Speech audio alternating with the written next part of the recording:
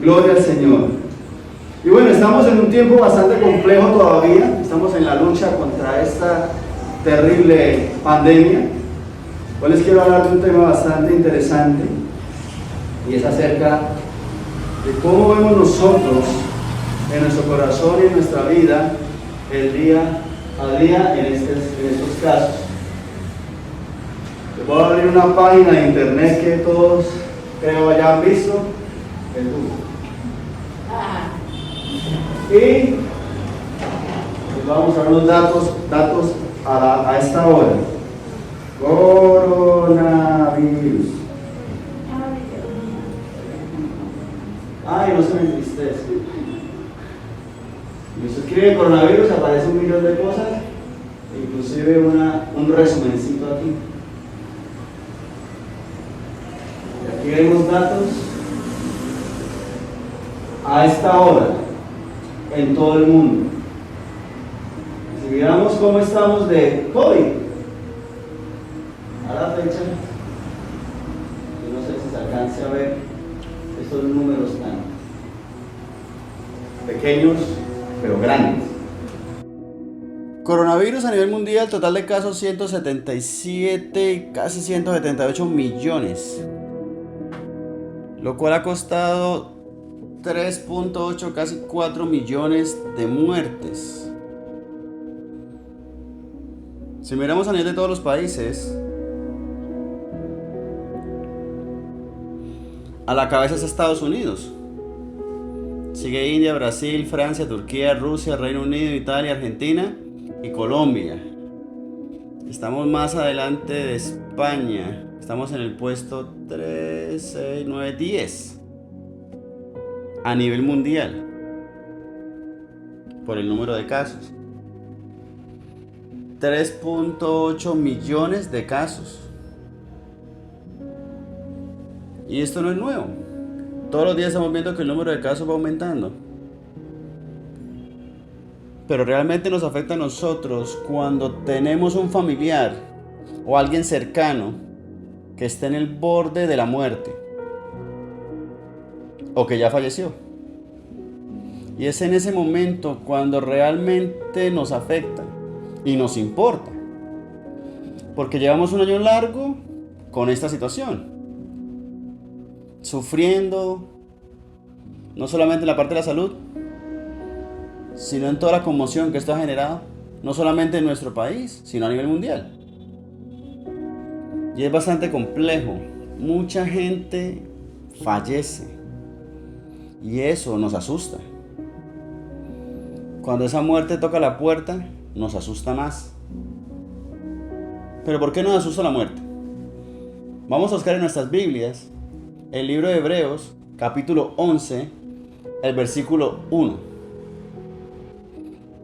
Dice: es pues la fe, la certeza de lo que se espera, la convicción de lo que no se ve.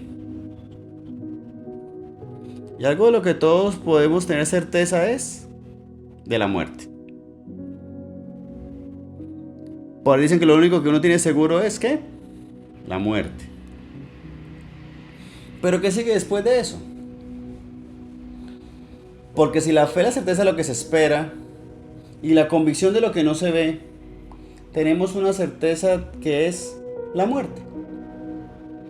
Pero ¿qué hay después? ¿Tenemos certeza de lo que hay después? ¿Tenemos convicción de lo que sigue después de la muerte? Porque es que estas cifras son escandalosas, son muy grandes. ¿Y hablan de qué? Muerte. Y eso nos afecta. Pero entonces, en el contexto de la muerte, que es tan dura, que es implacable, que es tan fría, porque ustedes dicen está hospitalizado, todavía tenemos esperanza. Pero si le dicen murió, hasta ahí llegamos. Hasta ese punto. Y entonces comienza todo el proceso del dolor. ¿Cómo va a ser? ¿Cómo es posible? ¿Cómo fue? ¿Qué pasó? Y hoy en día escuchamos muerte todos los días. Y en todas partes. Y lo único que nos puede dar paz cuando llega la muerte es Dios. Porque la solución para todos los problemas es ¿quién? Dios. Y aunque la muerte sea tan terrible, tan difícil, la respuesta para nuestros corazones está en Dios. Bueno, mis hermanos, entonces vamos al Evangelio de Juan. Evangelio de Juan, capítulo 14. Estos textos es bueno que los podamos leer nosotros mismos en nuestras Biblias para confirmar, para corroborar estos datos. Ay, Señor Santo, hay tantas luchas, hay tanta necesidad, hay tantas dificultades, pero miremos qué estamos haciendo nosotros y qué podemos hacer. Juan 14:2 dice: en la casa de mi Padre muchas moradas hay. Si así no fuera, yo os lo hubiera dicho. Voy pues a preparar lugar para vosotros. Nosotros tenemos una situación que debemos tener clara, y es que el Señor nos ha prometido preparar un lugar para nosotros. ¿Dónde? ¿Aquí en la tierra?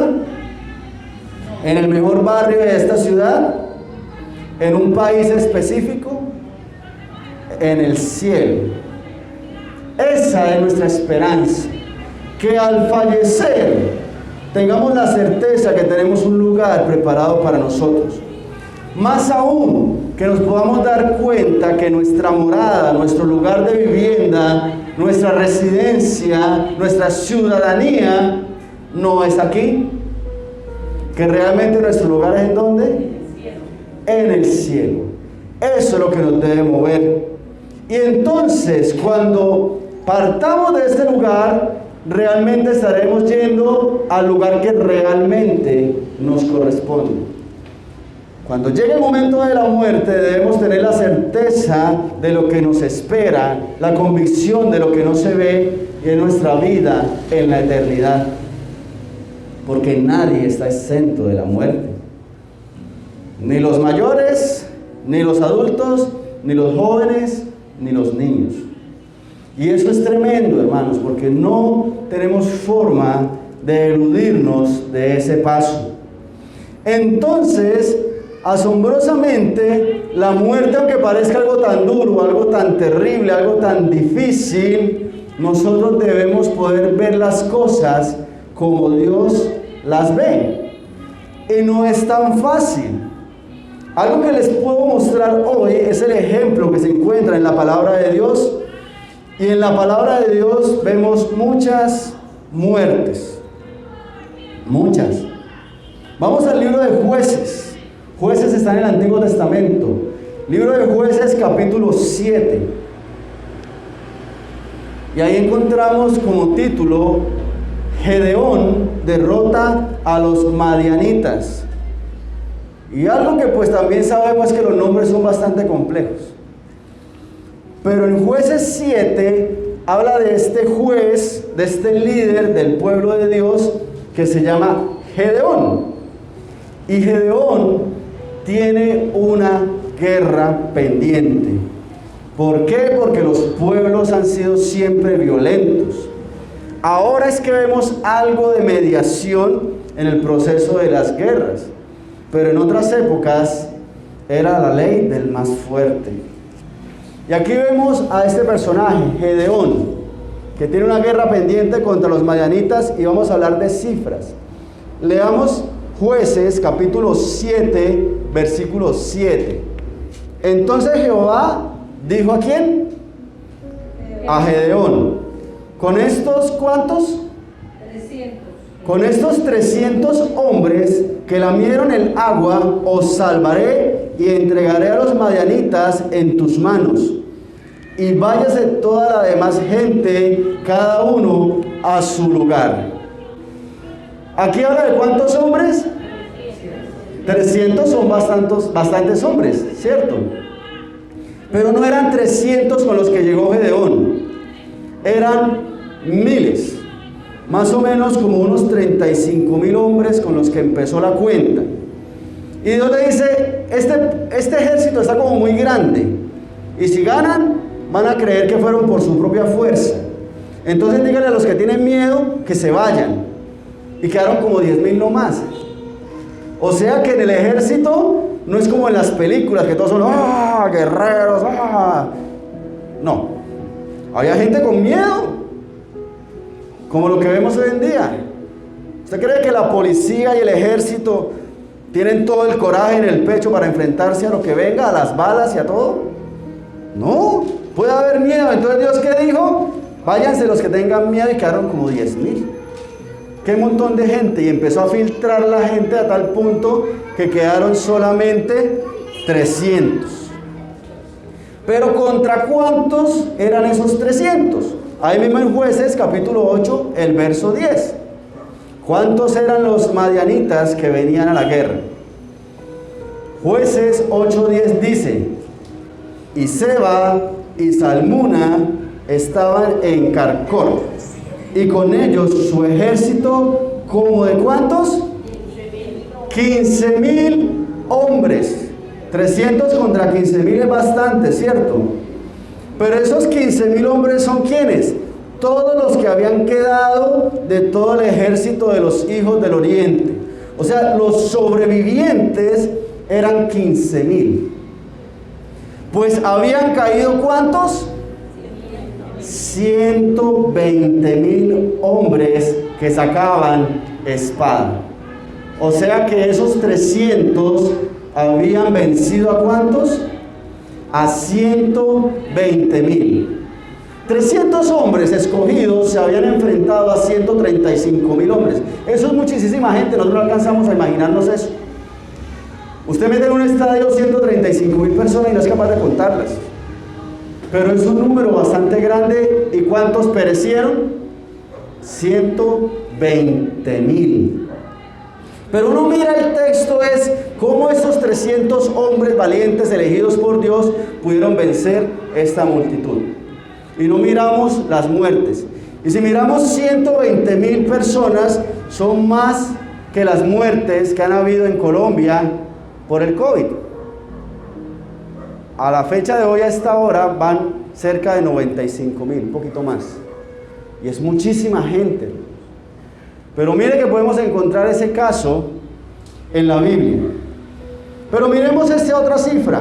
Segunda de Crónicas, un poquito más adelante, capítulo 13, verso 15 al 17. Y vamos a encontrar aquí un conflicto bastante extraño si no miramos el contexto. Pero vamos a buscarlo. Segunda de Crónicas 13, del 15 al 17. Dice: entonces los de Judá gritaron con fuerza, y así que ellos alzaron el grito, Dios desbarató a Jeroboam y a todo Israel delante de Abías y de Judá. Otra vez una lista de nombres raros. En esa época el pueblo de Israel estaba dividido en dos bandos.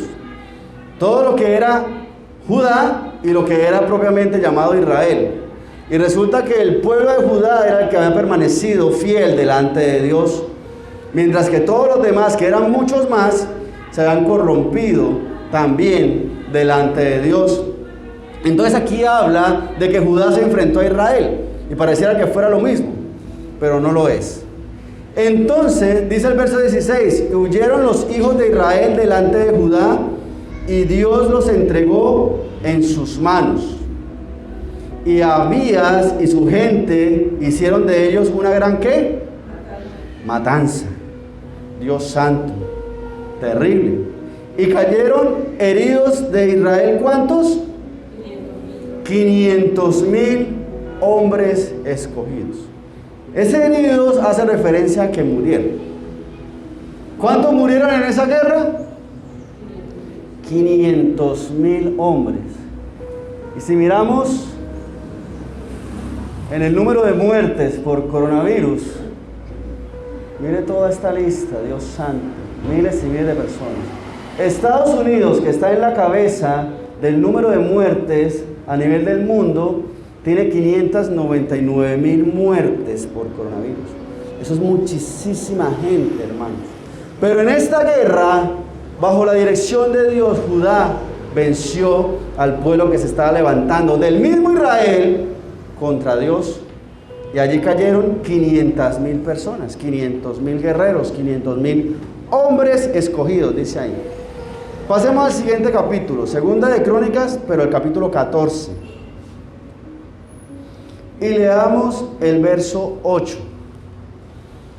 Porque es que estas cifras que son tan grandes nos afectan, pero realmente nos afectan cuando las tenemos cerca. Dice el verso 8: tuvo también Asa ejército que traía escudos y lanzas. De Judá, 300,000. ¿Cuántos? 300,000. Guarda ese numerito en su cabeza. Ya no son 300. ¿Son cuántos? 300,000. Y de Benjamín, 280,000. ¿Cuánto es 300,000 más 280,000? Uy, qué matemáticos. Sí, señor, los felicito. Qué bien. Mejor dicho, de una atrás. 580,000 que traían escudos y entesaban arcos, todos hombres diestros. Estos guerreros eran 580,000. Eso es muchísimo ejército, hermanos. Para una guerra cuerpo a cuerpo. Listos para la batalla. ¿Contra cuántos? Verso 9. Y salió contra ellos ¿quién? Sera, etíope. Alguien del pueblo que no es de Dios. ¿Con un ejército de cuánto? 1,000,000 de hombres y 300 carros, y vino hasta Maresa, el momento de la batalla. ¿Qué tal el combate, hermanos? 580,000 ¿contra cuántos? Por solo matemáticas, uno dice casi el doble, ¿cierto? Verso 10. Entonces salió Asa contra él y ordenaron la batalla en el valle de Cefata junto a Maresa. Y clamó Asa a Jehová su Dios y dijo: oh Jehová, para ti no hay diferencia alguna en dar ayuda al poderoso o al que no tiene fuerzas. Y ahí es donde estamos nosotros, hermano. Porque nosotros podemos no tener fuerzas. ¿Con qué fuerzas peleamos contra un mal como este? ¿Tenemos fuerza para eso? Es que ni la ciencia médica tiene la capacidad de vencer con certeza este mal. Y esta batalla llevamos año y unos cuantos meses luchando y todavía la victoria no está cerca. Y la lucha ha diezmado mucho pueblo. Pero este hombre clamó a Jehová y le dijo: Señor, para ti no hay diferencia alguna en dar ayuda al poderoso o al que no tiene fuerzas. Ayúdanos, oh Jehová, Dios nuestro, porque en ti nos apoyamos y en tu nombre venimos contra este ejército. Oh Jehová, tú eres nuestro Dios, no prevalezca contra ti el hombre. ¿Cuántos eran contra los que estaban peleando? 580,000. ¿Contra cuántos? Contra 1,000,000. Y Jehová, verso 12, deshizo a los etíopes delante de Asa y delante de Judá, y huyeron los etíopes, y Asa y el pueblo que con él estaba los persiguieron hasta Gerar, y cayeron los etíopes hasta no quedar en ellos aliento, porque fueron deshechos delante de Jehová y de su ejército, y les tomaron muy grande botín. Tremendo. Cuánta sangre derramada, cuántas vidas perdidas en una batalla. Esas batallas pueden durar unos cuantos días. ¿Y cuántos murieron ahí? De los etíopes, ¿cuántos? ¿Y el número cuánto es eso? 1,000,000. La población de Bucaramanga. ¿Más? Más. En nuestra región. Imagínense eso, hermanos, acabar con toda una población. Mucho más del récord de muertes del país que tiene más muertes por COVID. Y es que nosotros necesitamos mirar las cosas como Dios las ve, o sea, es terrible. No podemos aminorar que el número de casos de muertes y enfermos por esta situación de la pandemia es algo terrible. Pero mire cómo ve Dios esta situación. Mucha gente enferma, mucha gente sufriendo, a veces por negligencia, a veces por descuido, a veces por errores pequeños. El error pequeño como no tener puesto un aparatico de estos, que se le baja solito un poquitico, que está un poquito cerca de otro, que sencillamente no sabía, o no me cuidé, o se me olvidó, o por decencia, porque es que uno va a visitar a alguien y si uno le pide que se ponga el tapabocas, es como una falta de respeto, como que no se preocupe que yo no tengo nada, yo me siento bien. Por pequeños errores, hermanos, por pequeñas situaciones. Pero es que no es fácil ver las cosas como Dios las ve. Por eso miremos este pasaje. Vamos al libro de Filipenses, capítulo 1, verso 21. Filipenses 1, 21. Filipenses 1, 21 dice: porque para mí el vivir es Cristo y el morir es ¿qué? Ganancia. Ojo con ese versículo, porque uno podría decir, no, entonces murámonos todos, ¿sí? Fácil, rapidito. ¿Será eso lo que quiere decir el Señor? Vamos a contextualizarlo, porque no es eso. Aquí el apóstol dice, para mí el vivir es Cristo y el morir es ganancia. ¿Será que entonces lo que debo buscar es morirme? Devolvámonos un poquitico, leamos desde el verso 19. Aquí está hablando el apóstol diciendo: porque sé que por vuestra oración y la suministración del Espíritu de Jesucristo, esto resultará en mi liberación. Aquí está hablando Pablo, preso, en la cárcel.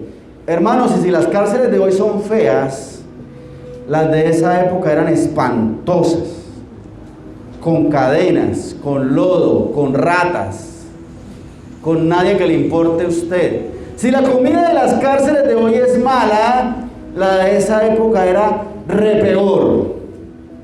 Y este hombre estaba preso por predicar el Evangelio. Y en sus prisiones, las probabilidades de salir muy bajitas. Y las de morir muy altas. Con las solas llagas que le producen las cadenas le puede dar una gangrena y morirse. Y no hay médico en la cárcel, ni una ambulancia que lo recoja. Se murió siguiente. La probabilidad de morirse en la cárcel, de podrirse en la cárcel, que es el término que a veces escuchamos, eran muy altas. Y este hombre dice que de todas formas, él sabe que por vuestra oración y la suministración del Espíritu de Jesucristo, esto resultará ¿en qué? En su liberación. Verso 20: conforme a mi anhelo y esperanza de que en nada seré avergonzado. Cuando usted le dice, mire, le presento a mi tío que estuvo en la cárcel, eso no es lo primero que usted le dice, ¿cierto que no? Hola, mi nombre es fulano de tal, yo ya salí de la cárcel. No, eso no se dice. ¿Por qué? Porque se siente orgullo de que mi tío sí estuvo en la cárcel, sí. No, ¿cierto? ¿Se siente qué? Vergüenza. Vergüenza de que estuvo en la cárcel. Pero él dice que conforme a mi anhelo y esperanza de que en nada seré avergonzado, antes bien con toda confianza, como siempre, ahora también será magnificado Cristo. Porque él no estaba preso por un delito como los que conocemos hoy, sino por predicar al Señor. Y él dice que su anhelo y su esperanza es que será magnificado Cristo, que el nombre del Señor sea exaltado por lo que pase en la cárcel. ¿Cómo así? Dice, ahora también será magnificado Cristo en mi cuerpo, o por vida o por muerte. ¿Qué quiere decir? Que este hombre estaba buscando predicar el Evangelio, predicar la palabra de Dios, darle honra al Señor Jesús, llevando el mensaje de su palabra. Y que si lo llevaron preso fue por predicar el evangelio. Y que si se muere fue por predicar el evangelio. Pero que si lo sacan de ahí es por el poder del Señor. Entonces, pase lo que pase, él estaba orgulloso, alegre, satisfecho, nunca avergonzado. Entonces, el propósito de llevar el mensaje de parte de Dios, sea que viviera o sea que muriera, estaba cumplido. Y eso es lo que hace la diferencia. Verso 21, porque para mí el vivir es Cristo y el morir es ganancia. Jesús dijo: yo soy el camino y la verdad y la vida. O sea que este hombre estaba viviendo para Cristo. Y eso es lo que hace la diferencia. Porque si tú vives para el Señor, el resultado, sea una cosa o sea otra, ¿va a ser qué? Para la gloria del Señor. Va a ser victoria, va a ser triunfo, va a ser ganancia. Así aparezcamos en la lista de Google, ya habremos hecho la labor a la cual el Señor nos ha llamado. Verso 22, mas si el vivir en la carne resulta para mí en beneficio de la obra, no sé entonces qué escoger. Porque él dice que si él se muere, ¿para dónde se iría, hermanos? ¿Para dónde creen que se iría Pablo si muriera en la cárcel? Para el cielo. ¿Hay enfermedad? ¿Hay dolor? ¿Hay sufrimiento? Todo lo contrario, el fiestón, la alegría, el gozo, la paz, la salud. Si usted le duele la cadera todos los días, hermano, tenga la certeza que ya no le va a doler nada, ni una muela, hermano. Si usted es el que levanta con migraña todos los días, no me preocupe, hermano, que allá no va a haber dolor, no va a haber enfermedad, no va a haber persecución, no le van a cortar la luz, hermano. Todo será paz y bendición, alegría, gozo. Entonces, ¿cómo cree que se sentiría Pablo? Yo estoy aquí en la cárcel, enfermo, con dolor, herido, desnudo, sin comida, sin luz, amarrado. Cuando parta con el Señor, cuando muera, feliz, feliz, feliz. Entonces, por eso para él la ganancia. Pero él dice allí: mas si el vivir en la carne resulta para mí en beneficio de la obra. Porque si en cambio no se muere y sí puede seguir predicando, gloria a Dios también, porque eso llena de gozo y puede servir a Dios y cumplir su propósito de parte de Dios. Y eso es donde nosotros debemos estar claros en lo que es vivir en Cristo. Porque Jesús es el camino y la verdad y la vida. Uno diría, bueno, se lo pueden escoger. Puerta número 1, la cárcel, esposas, lodo, mugre, enfermedad, dolor, angustia. Puerta número 2, el cielo, no hay dolor, no hay hambre, no hay sufrimiento, gozo todo el tiempo. Elige. Pues, a ver, déjeme pensarlo. Pero ¿qué sucede? La visión estaba aquí en el contexto de que él dice que será beneficio de la obra. Porque si usted se va para el cielo ya, hoy, ahora, fallece y se va para el cielo, pues usted ya coronó. Pero ¿a quién más le va a predicar? Hasta ahí llegó la oportunidad de hablarle a sus hijos. Hasta ahí llegó la oportunidad de hablarle a sus hermanos, a sus padres, a sus hijos, a sus compañeros de trabajo, a sus empleados, a sus jefes. Hasta ahí llegó. Entonces, él continúa diciendo, entonces no sé qué escoger, puerta 1 o puerta 2. Verso 23, porque de ambas cosas estoy puesto en estrecho, teniendo deseo de partir. O sea que estoy sufriendo, cansado, Señor, acuérdate de mí, dicen algunos. Llévame. Deseo de partir y estar con Cristo, lo cual es muchísimo mejor. Verso 24, pero quedar en la carne es más necesario por causa de vosotros. Entonces a usted le duele la cadera, la muela la cabeza. No se preocupe, hermano, que eso es por causa de los demás. Porque Dios te necesita aquí todavía, para que sigamos haciendo lo que Dios nos ha llamado a hacer, para que sigamos predicando, llevando el mensaje de Dios. Hombre, cuando fallezcas y partas, pues te irás con Dios y felicitaciones, lo lograste. Dios te alcanzó. Bueno, ese lograrlo no es como tal la palabra, ¿sí? Porque fue que te dejaste alcanzar. Alcanzaste la salvación que Dios te regala gratis. Y excelente. Pero mientras estás aquí, a pesar de las circunstancias y las dificultades y las enfermedades, tenemos la oportunidad de predicar y llevar el mensaje de parte de Dios.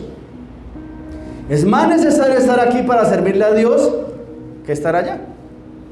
Eres más necesario para que estés aquí predicando la palabra de Dios que te vayas. Y eso es lo que cambia la forma de nosotros poder ver las circunstancias, porque el premio es en el cielo. Y 1 Corintios capítulo 15, versos 53 al 55, dice lo siguiente. Dice, porque es menester, o sea, es necesario, porque es menester que esto corruptible sea vestido de incorrupción, y esto mortal sea vestido de inmortalidad.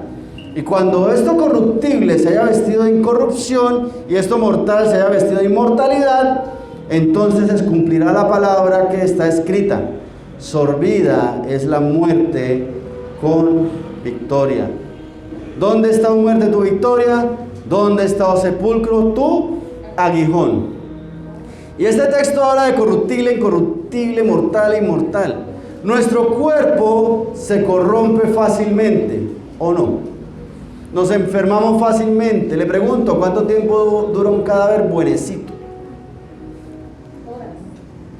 Guas. Se descompone muy rápido. Gracias a Dios hoy en día no tenemos que pasar por eso. Tenemos sistemas de manejo de los cadáveres, suena duro y cruel, bastante avanzado, por decirlo de alguna forma. Hoy en día con lo de la pandemia pues es otra cosa. Pero hablemos de hace 2 años.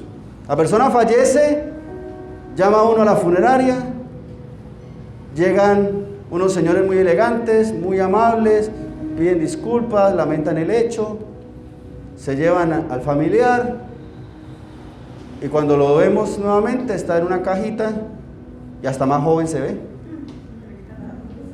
Lo maquillan y eso queda, mejor dicho, igualitico a Moncho, al hijo. Se ve más joven. No pareciera que estuviera dormido. ¿No es así? Pero, ¿será que se va a quedar así? ¿Será que sí está durmiendo? ¿Será que sí se hizo más joven? No, su cuerpo se está ya descomponiendo. Entonces nuestro cuerpo que se descompone como tal es corruptible, o sea, se corrompe, se destruye. Mas tenemos que revestirnos de incorrupción, o sea, prácticamente seremos de acero inoxidable. No nos oxidamos, no nos descomponemos, tendremos un cuerpo glorioso. Y eso es lo que habla el Señor, que cuando eso suceda, podemos decir, la muerte no pudo. Así como Jesús resucitó, hermanos, nosotros también resucitaremos. Y esas muertes no serán dolor, sino alegría. Gozo en lugar de luto. Porque todos esos muertos en Cristo Jesús serán cuerpos gloriosos, incorruptibles, vestidos de inmortalidad. ¿No nos causa gozo eso, hermanos? Pero difícil, ¿no? Es que no es fácil. No es fácil porque, listo, en ese momento sí nos será alegría, pero mientras tanto hay que llorar. Mientras tanto es difícil aceptarlo, verlo, vivirlo. Mateo 24:44. Ya para terminar. Dice, por tanto, también vosotros estad preparados, porque el Hijo del Hombre, aquí se refiere a Jesús, vendrá a la hora que no pensáis. Así que piénselo mucho, porque cuando menos lo piensen, vendrá el Señor. ¿Quién es pues el siervo fiel y prudente al cual puso su Señor sobre su casa para que les dé el alimento? ¿Cómo? A tiempo. Verso 46, bienaventurado aquel siervo al cual cuando su Señor venga, le halle ¿qué? Haciendo así. De cierto os digo que sobre todos sus bienes le pondrá. Jesús viene. Y en ese momento será como la muerte. Si Jesús viene mañana en la tarde y tú mueres hoy al mediodía, ¿qué hora son? Dios santo. Ya no moriste al mediodía. Todavía tienes unos minutos. Pero si ya moriste, cuando Jesús venga, vendrá por ti también. Si estás vivo, su palabra dice que serás transformado. Pero si ya moriste, el Señor vendrá también por ti, aún muerto. Pero ¿qué es lo importante? Que el Señor te encuentre haciendo ¿qué? Lo que te mandó hacer. ¿Y qué es lo que Dios te mandó a hacer? Dar alimento a tiempo. ¿Será solamente darle comida a los pobres? Es algo que debemos hacer. Pero este alimento, ¿qué alimento será? ¿De cuál predicaba Jesús? Jesús repartió panes y peces a multitudes, pero cuando le repartía el alimento material, les decía que ¿cuál era el alimento más importante? El espiritual. ¿Cuándo? ¿De vez en cuando? ¿Cuándo debemos alimentarnos de alimento material? ¿Cada 8 días? ¿Usted almuerza, desayuna y cena solamente el domingo? ¿O usted es de los que almuerza solamente una vez al día y pasa de largo con una sola comida? No, ¿cierto?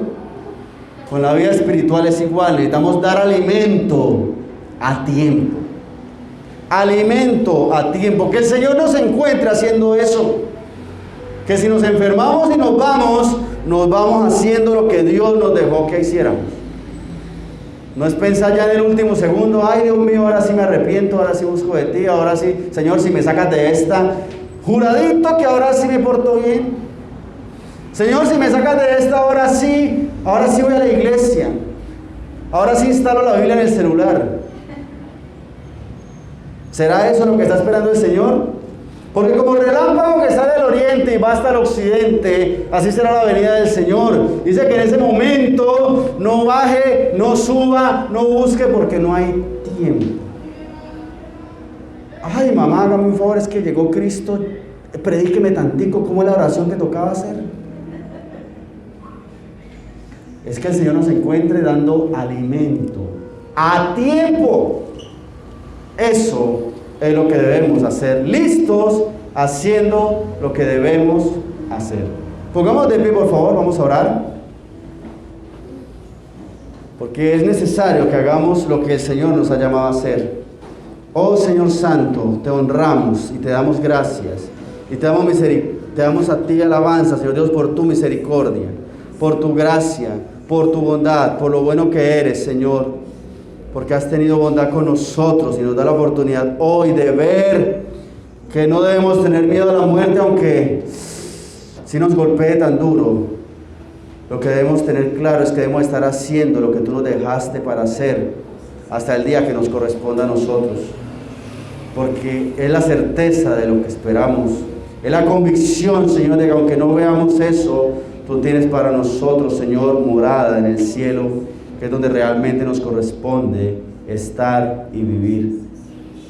Ayúdanos, Señor, para dejar de ser fríos, Señor, y solamente asustarnos cuando escuchamos la muerte que golpea en nuestra puerta, sino que desde ya busquemos la forma de hacer las cosas que tú nos has dejado para hacer.